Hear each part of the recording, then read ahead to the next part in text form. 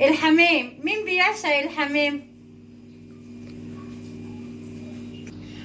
اللهم صل وسلم وبارك على سيدنا محمد وعلى اله واصحابه اجمعين. ازيكم يا حلوين؟ عاملين ايه؟ وحشتوني. هتحضروا غدا ايه النهارده؟ النهارده هعمل حمام.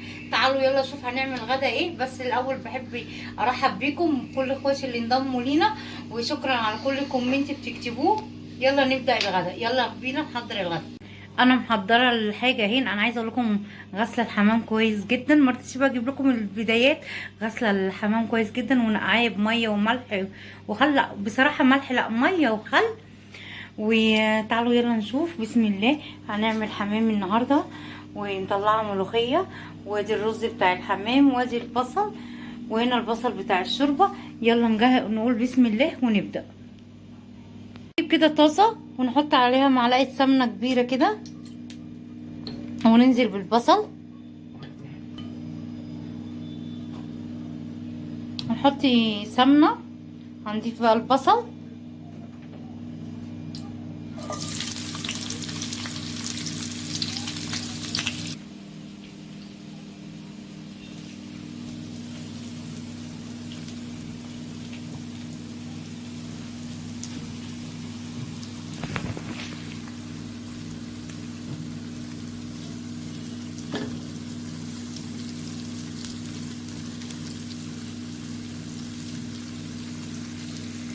هنزل هنا بالكبدة والقوانص، لا القوانص بس، وافضل اقلب كده. عايزه اقول لكم نضيف بقى هنا معايا فلفل اسود وزعتر ورق لورا ورشه رشه جوز الطيب. ما بكترش توابل اكتر من كده علشان خاطر ايه، انا بحب يعني طعم الاكل اكتر من بطبيعته. اول ما الكبده القوانص تخش على السوا هنزل بالكبده. تعالوا نضيف الكبده.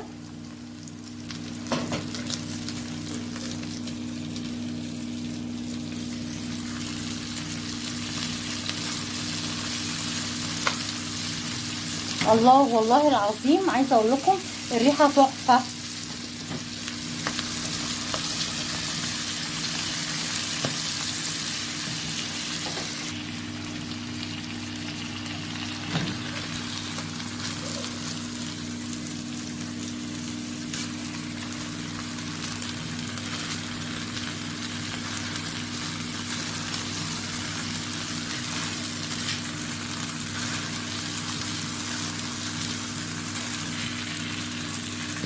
عايزه اقول لكم القرفه عايزه اقول لك بتودي الطعم والريحه. عايزه ريحه القرفه ونكهه القرفه فيها بتوديها في حته تانيه. نحط ملح.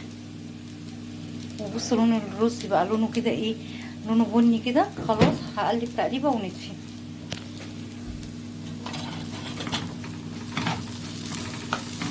نحط بس شق ميه اللي هو ايه يستوي.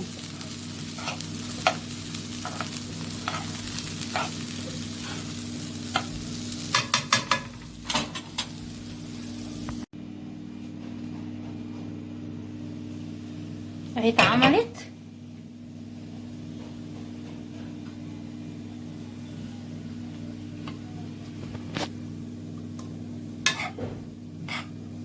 تسيبها بس تبرد شويه ونحشي بقى الحمام. بصوا ما شاء الله الرز مفلفل ازاي.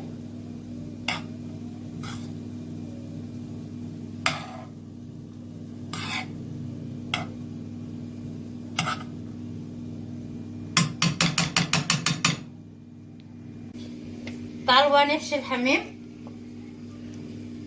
تعالوا كده بصوا معايا. تعالوا نحشي كده الحمام.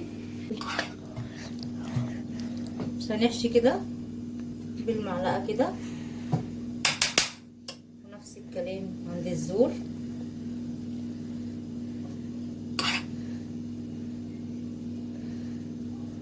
كده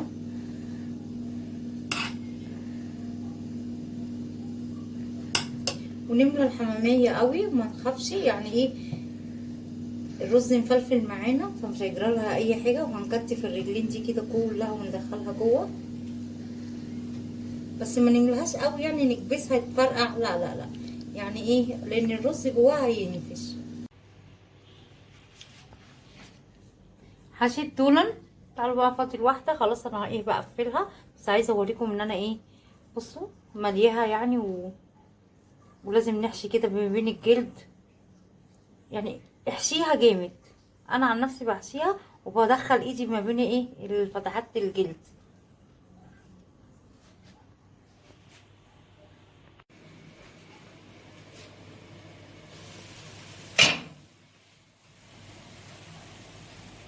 معايا ورق لورا وفلفل اسود وبصل وطماطمايه وزعتر.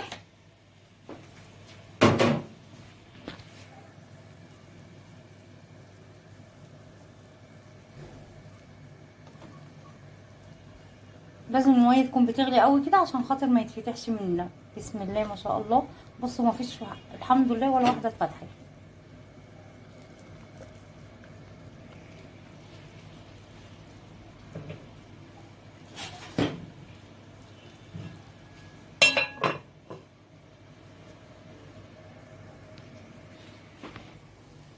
بصوا بقى ناخد ايه من الشوربه دي، نسوي ايه، نسوي الرز بتاع الرز اللي فاض من رز الحمام نسويه. عايزه لكم الرز ده بيبقى طعمه حلو قوي قوي. هنغطي كده.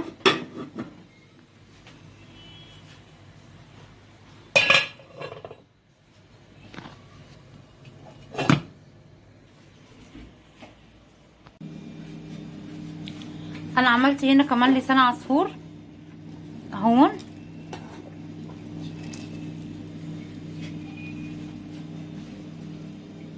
اخش اصلي العصر، ويكون قبل ما اصلي العصر يكون الحمام ايه كمل سواه اهون. بصوا انا الشوربه نسيت طبعا عشان خدت عملت لسان عصفور.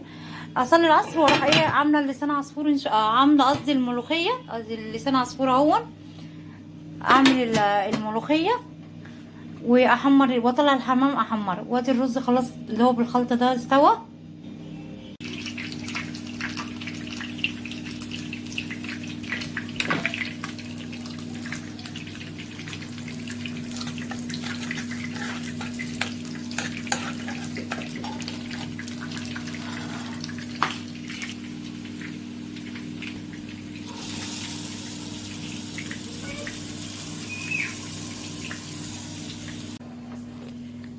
عايزه اقول لكم تعالوا اتغدوا معايا، عايزه والله العظيم اوريكم الاكل جميل جدا وتعب. والحمام بصوا الله الله الله الله. عايزه اقول لكم والله ريحه الحمام قلبة الدنيا.